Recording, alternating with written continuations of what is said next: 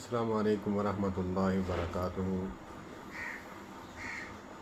فقہ جو ہمارے ذہنوں میں بات ڈالی گئی کہ فقہ جو ہے یہ ایسی بلا ہے جو قرآن و سنت کے خلاف ہے، اس کا دور دور سے بھی قرآن و سنت سے تعلق نہیں۔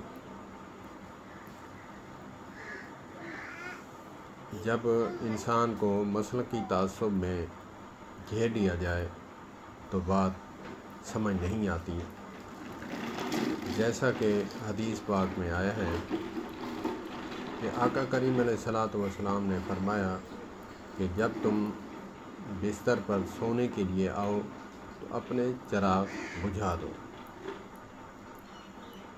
تو اب اس دور میں چراغ تھے، اس کی ننگی آگ ہوتی تھی، اس سے کپڑا جل جانے کا خطرہ ہوتا تھا اور اس سے کئی نقصانات ظاہر ہو سکتے ہیں۔ اب اس میں فقاہت اور فقہ کسے کہیں گے؟ آج کے دور میں بلب اور لائٹ ہوتی ہیں، تو اس پہ فقہا نے فقاہت کی کہ اس سے خطرہ کا اندیشہ کم ہے بنسبت چراغ کے۔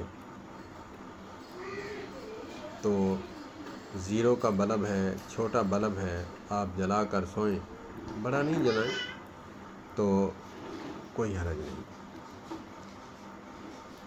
اور فقہا جو ہیں اسی طرح استنباط کرتے ہیں، مسائل نکالتے ہیں، جیسا کہ بنو قریظہ کی حدیث پاک ہے کہ نبی پاک صلی اللہ تبارک و تعالیٰ علیہ وآلہ وسلم نے فرمایا کہ عصر کی نماز بنو قریظہ کے مقام پر پڑھنا۔